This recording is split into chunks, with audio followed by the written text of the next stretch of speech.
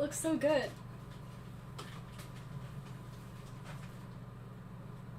Oh wait, can you get 2 tiny plates? 2 what? 2 tiny plates. Tiny plates? Yeah, the small plates. Oh yeah. The little fruit plates you got? Yeah. Or just like the small plates, right? Yeah, this one.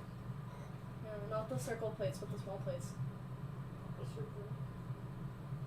The ones under those ones. Oh.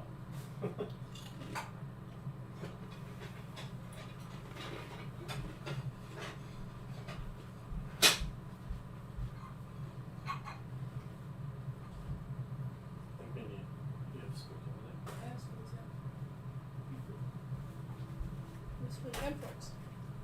You what? Spoons and forks. Oh, okay. Put this here so it doesn't. Just olive oil.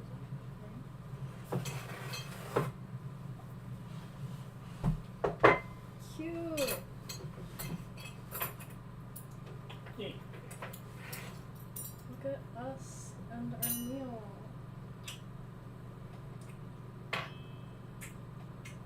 This is cute. Yeah. Check it out. Look at us. Oh, take a picture. Yeah.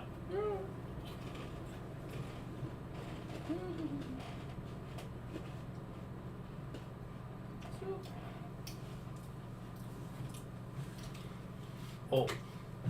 What? Artichoke. Oh yeah, this is it.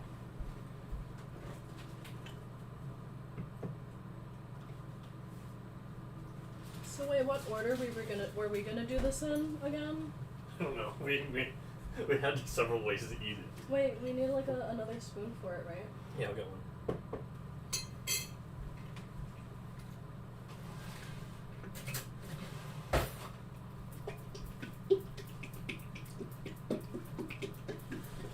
Because it should be. Maybe it's the mussels. And then the dip. Okay, wait.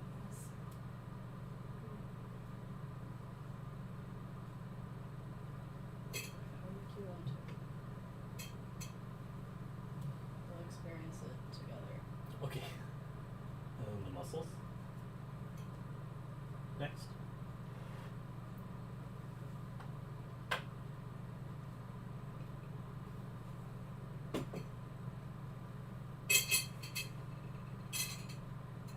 I was thinking the fork for the mussels. Oh. Pepperoni The soup. spoons for the. Oh, the soup. That makes sense.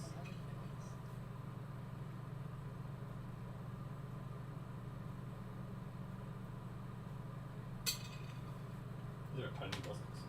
Yeah.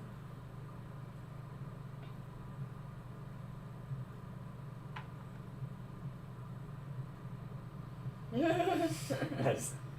Wow, we're chefing it up. Art. And dip it? Or drizzle? Should we drizzle the soup? Yeah, mix it up a little bit.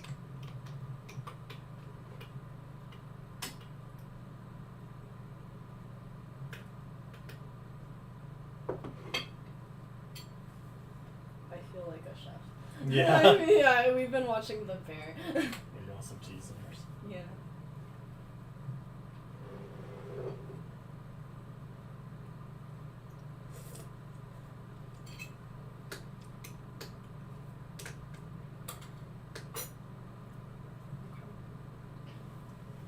Are you ready for the creation?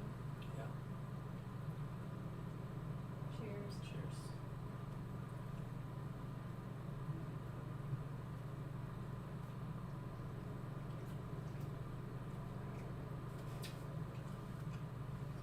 Mm-hmm.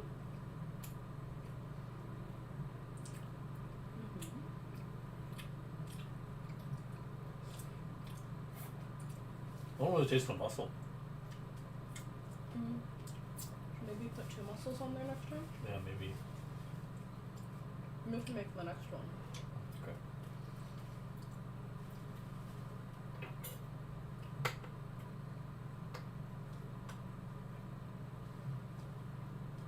Oh wait, do you want me to bring you Oh, sure.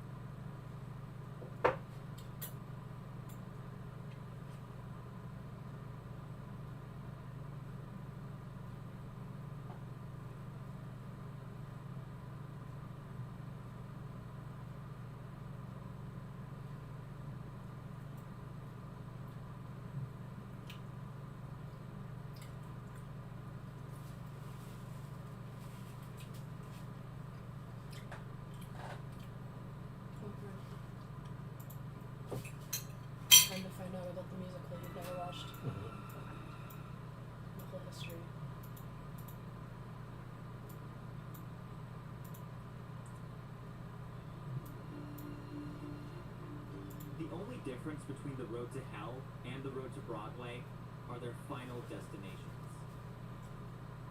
Each long and winding road is littered with obstacles designed to test the will and endurance of all who endeavor on its path. It was a road such as this that a young artist named Aeneas Mitchell found herself on. Oh wow! And she ventured Look at forth you. on an unexpected journey to bring the Greek myth of Orpheus and Eurydice into the contemporary world with her first So ever it's a single way novel. type of situation. I think so. What initially started as a small DIY theater project fueled by artistic anarchy would turn into a 10-year journey fueled by passion, conflict, Should I try bite and a number 2? profound belief that a song could change the world. This is the story of how an unlikely group of artists Yeah. and a show from the backwoods of Vermont was able to flip Broadway on its head. It's the story of redemption for some and perseverance for all, of tradition and innovation, of art and commerce. This is the story of Hades Head.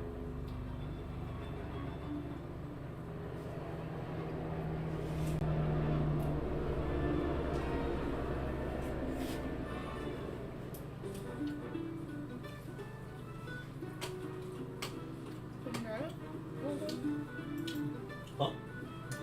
Is it loud enough, or you want it louder? I made it a little louder.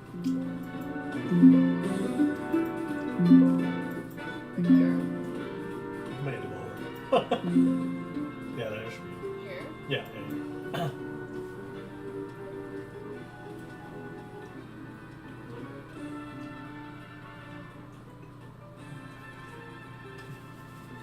This is fine.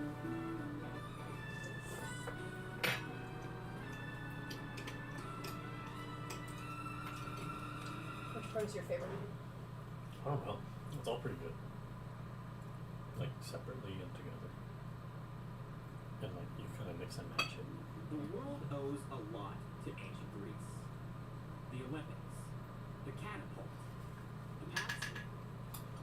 But perhaps one of the farthest reaching innovations was the Greeks' influence on the world of storytelling, with particular regard to theater. Well, the mussels would be better. That's probably the only thing. Oh yeah. I think the tuna or the salmon was it tuna? Throughout Tuna? the ages, it seems the Yeah. world has seen numerous Well, the tuna examples was of good. these genius I like the hotspots. tuna. Right. Places where, for a distinct period of time, an inexplicable amount of inventive personality and revolutionary ideas are produced. It happened in Vienna, it happened in Florence, Whoa. and it especially I happened love in meats. ancient Greece. But fast forward 2,000 years, and it's safe to say the world had never seen as eclectic a hotspot as Montpelier, Vermont in 2006.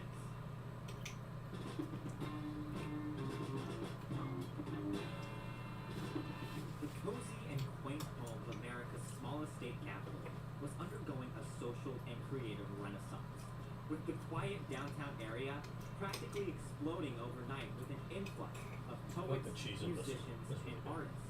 Yeah. At the epicenter of this artistic expansion sat the Langdon Street Cafe. The spot was the type of place any die-hard creator or romantic dreamer would paint as the perfect nook to lose themselves in for hours on end. As soon as the sun set on this tranquil and picturesque haven of the arts, it would transform into a joyous carnival that could rival the festivals of Dionysus, with considerably less goat sacrifices. The cafe staple was an event called Crazy Mystery Fun Night. It's A not like place where on any given weekend, It's not bad by itself. the necessarily venue would the be most overrun flavorful, with shows catering to a singularly wacky, though, right? Yeah. spirited, avant-garde crowd that could rarely has, like, be a little contained within the cafe's walls, hint to it. spilling out into the Can you streets of hear it? Montpelier Yeah. in a free-flowing parade of artistic anarchy. Whoa. What's going on?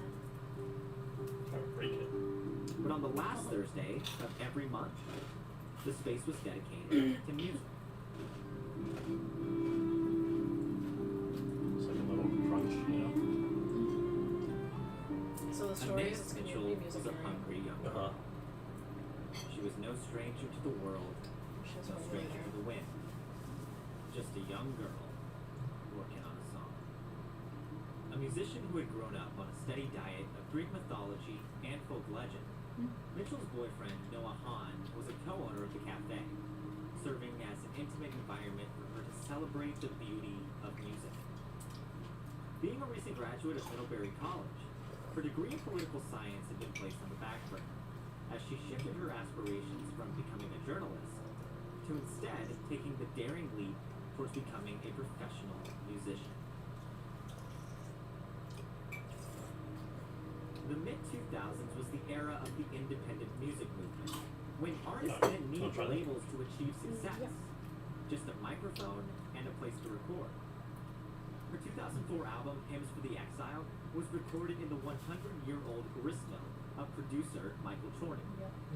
The record offered Mitchell her first taste of commercial success, while also defining her abstract style of hypnotic melodies and profoundly nuanced lyrics. As a young artist with a lot to say, her best chance to be heard would be in the world of folk. Folk music grew to prominence in America during the Great Depression era, rising from shared emotions of struggle and a longing desire for community. Singers like Woody Guthrie, Leadbelly, and John Hurt would lead the charge, writing songs that would be sung on train boxcars as workers traveled city to city in search of their next low-paying job. And while she may not have been alive at the same time as Woody Guthrie, Anais Mitchell was still living that same type of life, living in her car, traveling city to city in search of her next job. The main thing willing her forward being getting back to the Langdon Street Cafe and college boyfriend Noah Hahn. Driving home from a late-night gig in Virginia, with her only companions being the radio and an empty passenger seat, an overwhelming sense of loneliness began to take hold. The endless stream of streetlights passing by, posing as a melancholic reminder that even though she'd soon be reunited with her partner, it would only be a matter of time before the road once again pulled her away from him. Watching the miles pass by, and thinking of getting back to Noah, a lyric and a melody popped into her head that reminded her of the Greek myths she used to read as a child. Wait for me, I'm coming, in my garters and pearls. With what melody did you barter me from the wicked underworld? The main purpose of storytelling in Greek mythology was to teach people something important about things they couldn't understand. The stories oftentimes helped explain simple phenomenon whose understanding was simply out of ordinary citizens' reach. And yet, one of the biggest questions from this period is still one that persists to this day. What happens after death? I don't even know what As the majority of gods sat perched high atop the majestic Slice mountain meats. Olympus, Zeus's older brother Hades dwelled Oh, you mean for in us to the do it? gloomy Yeah. depths of the I think we just underworld, saw cheese and ruling Yeah. over the the meats. dead and seeing to it that no one ever left the realm. At his side sat his queen, Persephone, the daughter of Zeus, whom he had bound to his kingdom for eternity, only allowing her to leave every spring in an event that would mark the season of rebirth in nature. Though he's been depicted as a fearsome and stern deity, Hades actually seemed to be one of the more equitable gods of the Greek pantheon. The best example of this comes from the myth chronicling the one time Hades made an exception to his rule and allowed a soul to leave the underworld. The tale of Orpheus and Eurydice. The tragedy has been a favorite for artistic interpretation throughout the ages, with the story appearing in everything from dance, film, music, and one arcade fire album. For those who don't know the story, buckle up, because here comes some 2,000-year-old spoilers. The story follows Orpheus, a 500 BC soft boy who's able to win the world over with the power of his music. He meets a plot device named Eurydice, and just before they get married, she steps on a snake and gets bitten and dies. Orpheus becomes a sad boy and I do writes like the 7 punch John lines on Mayer-esque that songs. Yeah, it's like a little I've heard that texture, Before he right? decides he's going to go down to the underworld and get Eurydice back. Upon reaching the underworld, Hades is like, Whoa! You're not supposed to be here. And Orpheus is So we like, should have to your body is a wonderland. salami for some And then prosciutto. Hades goes, Wow, that was beautiful. and Persephone says, let him take Eurydice home. And then Hades says, Okay, sure. You can take Eurydice home. On one condition, Eurydice has to be behind you as you walk back. And if you look behind you, then she's gonna die. Orpheus goes, well, that's kind of weird, but whatever, dude. Hot Topic closes at 8. The two journey just through the finished up underworld, pretty and clutch, right too. before Eurydice Right? crosses back into the land of the Really living, Orpheus turns around to see if she's still there, forcing her to vanish back to the underworld for eternity. In some versions of the story, Orpheus starts singing his sad songs again, and these mad women are like, dude, shut the f*** up!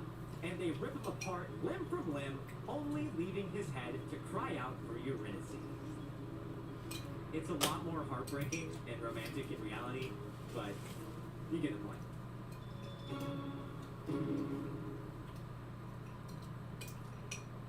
Following her car ride home from Virginia, Aeneas continued to ponder the lines she sang and how closely it mirrored this tale. As she started working on her third album, The Brightness, it was as if Mitchell had been touched by a muse when she brought in a track titled Hades and Persephone. It stood out from the rest of the album in the way it broke from Aeneas' typical introspective style by instead giving her the artistic liberty to play around with the viewpoints and voices as the two godly characters debated whether they should let Orpheus leave with Eurydice. Fueled by artistic inspiration from through-sung shows like Les Mis and Sweeney Todd, while also tapping into those same Greek myths which had shaped her childhood, Mitchell began bringing in song after song to share with producer Michael Chorney, all of which she had zero intention of recording for the album. After a few weeks of this, Aeneas looked at Chorney and said, I think I'm writing a folk opera. To which Chorney responded, let's finish this out first. Jeez.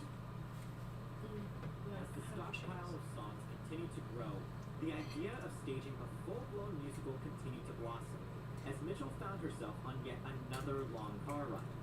Only this time, she wasn't alone. In the passenger seat was Ben Matchstick, the theater anarchist in residence for the Langdon Street Cafe. Similar to Aeneas, Ben was no stranger to mixing art and politics. Ben had been immersed in the world of avant-garde theater, thanks to his time with Bread and Puppet Theater Company in Vermont. The company was known for its passionate fan base, who would gather in fields to watch politically radical giant puppets engage in dynamic pieces made on shoestring budgets. The two spent hours envisioning a way to blend the tales of both Orpheus and Eurydice that would transcend being a staging of Greek mythology and instead become a myth itself, focusing on the immortal human conflict of industry, nature, poverty, and security.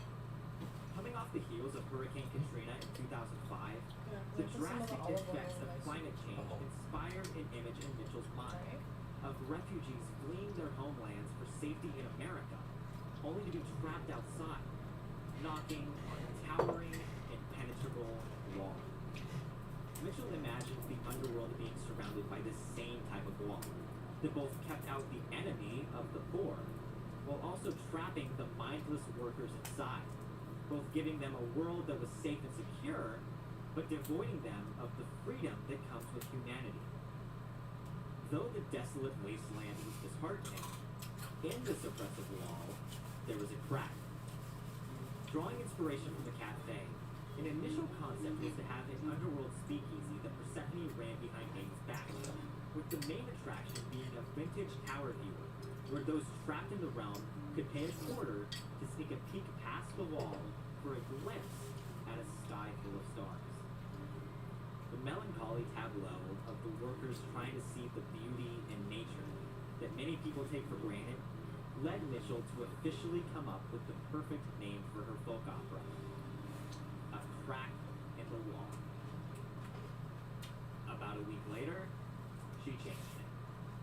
Drawing on the inherently folk values of the show, Ben and Aeneas dove deeper into the idea of crafting a story that showcased the conflict between industrialism and humanity. The images of 1930s workers in boxcars being carted to their next back-breaking job and the idea of the workers becoming revolutionaries served as exciting territory to explore. When thinking of how they wanted to craft Orpheus as a character, they looked no further than folk icon Woody Guthrie. Their Orpheus would be an idealistic, unwitting revolutionary ready to change the world with a song. And on the other side would be Hades, the power-hungry overlord who ruled with an iron fist. The underworld would no longer be a mystical, faraway fantasy, but rather a snapshot of the dust, sweat, and despair of a 1930s factory town. The images they were conjuring up reminded Anais Mitchell of a trip she had taken to Mexico when she was 21. Shocked at the poverty and desperation she had seen, Mitchell wrote a lyric which said, Follow that dollar for a long way down, far away from the poorhouse door. You either get to hell or a border town. Ain't no difference anymore. Looking at the influences they had conjured up, she repurposed the line and threw in one very important word that would completely reshape the production. Anais walked into the Langdon Street Cafe, found Ben working behind the coffee bar, leaned in and told him, I think I have a new name for the show. Immediately after hearing it, Ben stared at her and said, this is gonna win a Tony. No longer would the show be called A Crack in the Wall. Now, the underworld would officially become Hades Town.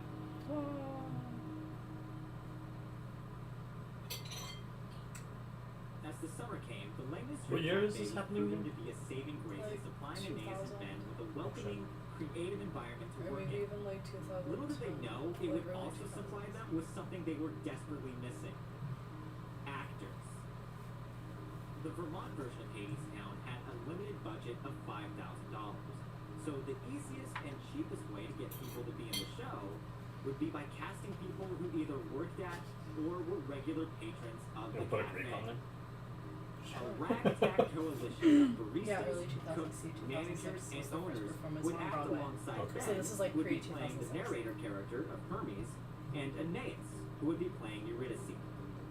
As opening night approached, they started to notice that every song was starting to sound similar. The structure was there, and the lyrics were stunning. What they were missing was theatrical orchestration. For help in achieving a more distinct sound, Mitchell turned to her trusted friend and producer, Michael Chorney. Chorney was a well-traveled musician, possessing a diverse understanding and appreciation of multiple genres. Chorney's band at the time, Magic City, consisted of bass, drums, guitar, trombone, and cello, giving him the freedom to Papa grab Colin, everything he could out of the bag of musical style. The soundscape for Hadestown would come to be a diverse mix of African rhythms and jazz style that ran the gamut from downtown minimalist New York avant-garde to West African Looking guitar. like a fruit tart. You know, you see like the cut fruit and tarts. By the time winter rolled around, Hadestown finally started rehearsals. Ready? With limited resources, funds, and time, the rehearsal period was rapid, with the creative team only having 1 week to prepare the entire We can't be show. bad, we've been eating it. Yeah, right? In the grave? 2006, Yeah, it's just, the throwaway you know, line instead of eating it was separately, it's all Been eating on anyway. Yeah, yeah. had been transformed into a full-fledged production when Hadestown opened to the public at the Barry Labor Hall in Barry, Vermont. The costumes were quintessentially folk, and the set was a threadbare cardboard mishmash, made both out of necessity and out of a desire to lean into the abstraction that would give the audience room to fill in the blanks. The show flowed uninterrupted from one song to the next. All the while, the cast and crew noticed Not one terrible. troubling aspect. The crowd was Is that great? completely Vegetable. silent. a little No like juice pop. laughter, no applause, nothing. Once the show ended and the music stopped, the silence persisted. The trio stood before the silent crowd, having bared their creative souls and waiting to see the reaction. And then the applause began, and it got louder and louder until the entire Opera House crowd was on their feet, delivering a standing ovation that seemed to last longer than the show itself. Hades Town was a community hit. The show would perform for 2 weekends at 2 different venues, selling out every night. But they weren't finished yet. Not even close. By the time their first run ended in 2006, the team realized that they had something special and picked up steam to take the show to the next level. The next slate of performances was much more intense, as they toured the entire state of Vermont and parts of Massachusetts in a donated school bus. The show became darker, being set in a post-apocalyptic steampunk future. Whoa. By the end of the month-long tour, local crowds were resonating with the show on a level that Aeneas herself had never expected. Once the bus returned home to Montpelier after their final show, Aeneas was faced with a daunting question by Michael Chorney. What is your goal with this show? It was a big question, but one she was prepared to answer. She looked at Michael and said, I want to write a piece that enters the American theater canon. The only question was, how? When the second run of Hades Town wrapped up in 2007, Aeneas Mitchell went back to performing tip gigs to help her survive, while looking for ways to immortalize the show in a concept album. Whereas a traditional album features numerous songs that are unconnected, a concept album is a collection of songs that are based around a central theme. In the world of theater, the concept album was nothing new. Mitchell took this same approach in 2009, after a casual conversation with their childhood hero, folk legend Ani DeFranco. Gee. DeFranco had signed Mitchell to her label Righteous Babes Records shortly before the release of her album The Brightness, and the two had grown increasingly close. It was during one of these chats that Mitchell admitted she had written the role of Persephone, imagining DeFranco playing her. After learning this, she looked at Mitchell and said, "Oh, I could totally do that." This completely changed the direction of the concept album. Well, Mitchell had been batting around the idea of doing a live cast recording of the team from the Langdon Street Cafe. She knew that she'd have a far better chance of exposing the show to a wider audience with singers like DeFranco the leading last the charge one. than she would with a Double barista muscle. from a small cafe in Vermont. To secure the funding for the recording, You want the last Mitchell one, started sir? reaching out directly to her Sure. fans via email, asking for their support in exchange Or for if you want shirts it, I and finished other it. perks to help her finance the album, Oh yeah. rewriting, crafting, and recruiting talent that entire year. When the time came to record the album, That's a big she'd one. been able to use her connections from touring gigs and her time with Righteous Babes to assemble an impressive roster of folk Do you want to do performers, the crunchies? including Sure. Bon Iver frontman Justin Vernon Oh, playing shit, this is a Orpheus, big- it's DeFranco stretching. playing Persephone, Mitchell playing Eurydice, and the original members of the Vermont cast providing the ensemble vocals. With the cast in place, the only thing the album needed now was a cover. Mitchell commissioned her artist friend Peter Nevins to create linoleum-cut portraits that showcased each character holding an object. Orpheus held a banjo, Persephone a cup, and Hades a bird. The Oh, only these are person cool. they hadn't discussed was Eurydice. A few days passed, and when the two met again, Nevins shared a piece of art that found the doomed lover with her eyes closed, and in her hands, she was holding a rose. After seeing the image, Mitchell asked Nevin why that was the object he picked. He responded, "I don't know. It just felt right." Hades Town was released on March 9th, 2010, Right. and was met with near really good. universal I wanna, like, a commercial little- and critical acclaim. With the album We had all performing these really beyond pretty, right? expectations, Yeah. Mitchell could Yeah, see we had all another these less than 30 opportunity to minutes. share the story with a much larger audience by Hardcore. embarking on We a were concert tour of the album. I know. Mitchell and Chorney packed up a van and embarked on the Sings Hades Town tour, an international music extravaganza across 60 cities in the US, Canada, and the UK, as they worked with well-regarded musicians and singers of the areas who had oftentimes just learned their parts that day. However, it would be their performance in California that would change the trajectory of the show forever.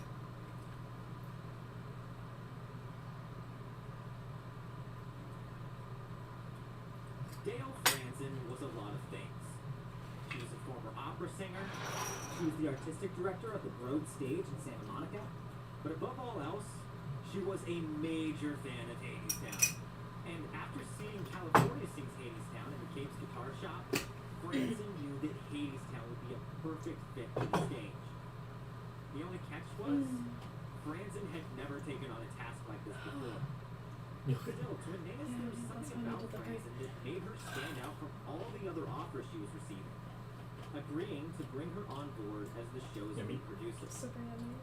Franzen suggested the show go to the regional Broad Stage in Santa Monica, but by this point, Aeneas had her sights set on something bigger. What a fun. She wanted to take Hadestown to New York. That's After pitching the prospect to multiple companies, in 2012, So the spontaneous. show would be awarded an opportunity at the New York Theater I feel Workshop. like we're While the news was exciting, spontaneous couple. Mitchell's path down to Hadestown So yeah, fuck had it, now let's do become it. a difficult fork in the road of art and commerce. The Sings Hadestown concert tour was proving to be extremely full. fruitful for Mitchell and Shorty, but there was still one One more person big left one. spinning No, their I wheels don't back think I in can their do minds. it. I'm so Director full. Ben Matchstick. Hadestown was I continuing can't do to both. grow, I don't think we and can. slowly Can Ben we save could it? begin Can we to take feel a his little grip on the break show and Yeah. starting to we can We'll save eat loosen. it. Still, Matchstick continued to dive deeper and deeper into the dramaturgical and design aspects of the show to get it prepared for its first workshop in New York City. In November of 2012, the cast and crew assembled at the NYTW in the East Village, surprisingly attracting Broadway heavyweights like Andre Day Shields and Patrick Page to take part in the proceedings. Who? How? It seems as if the closer Oh, and okay. closer the workshop got, the deeper the divide became between Ben and Aeneas' creative directions. Ben wanted to create a gritty, scary musical that would play extremely well to an avant-garde crowd off-Broadway. This directly conflicted with Aeneas, who was leaning towards the more traditional route of creating a musical that would be inviting and accessible to a wider range of patrons. The two were each working on entirely different projects, and it was on full display during the workshop. The proceedings were an awkward mix of an unprepared Ben talking about abstract concepts for the show and an equally flustered Aeneas trying to fill in the gaps. Ben was still holding on to the eclectic, high-paced, anything-goes style of the 2006 production, which didn't mesh well with the structure of professional theater in New York.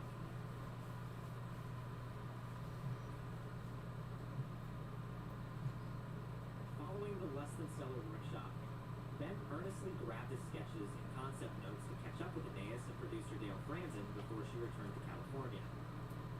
The only thing he didn't know was that the two had met privately the night before. Following the workshop, it was made perfectly clear to Aeneas that the production was at a point where it could go one of two ways.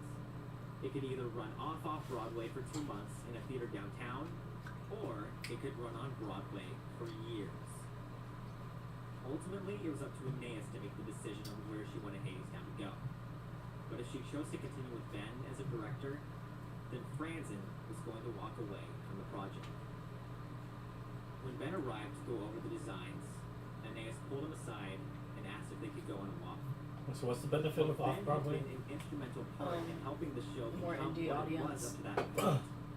At the So end of that's the more day, like- Hadestown It's not was making as Aeneas' much money, but it creation. has more of like a cult She following. It's more recognized good for that the two were community working in rather than different for the money. directions. Because then you're like And it seemed catering that they were towards at a like point where the two creative concepts couldn't abstractness coexist. rather than like being like So, as the traditional. two walked through the storytelling. Never Air in Prospect Park, she told Like them Cats is much different in a black box theater than it is on like a flat stage kind of thing. The cats actually walk up to you in a black box kind of Oh. thing. I mean, would do more untraditional things. Yeah. Huh. Like stuff that you can't do in like a regular theater. Fast forward to May of 2013. Aeneas Mitchell had been sitting in front of her computer on a video call for four I'm and a so half full. hours. Oh. On the other side of the screen was Obie Award-winning Sit director down. Rachel Chapman. Well, I should do that too.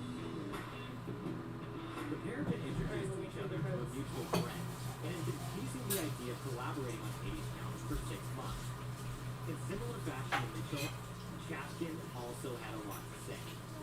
She was a director on the rise, becoming revered downtown for her inclusive casting, commitment to storytelling, and her visual inventiveness. Over the course of their video chat, Anea shared the story of the origin for Wait For Me. After hearing the story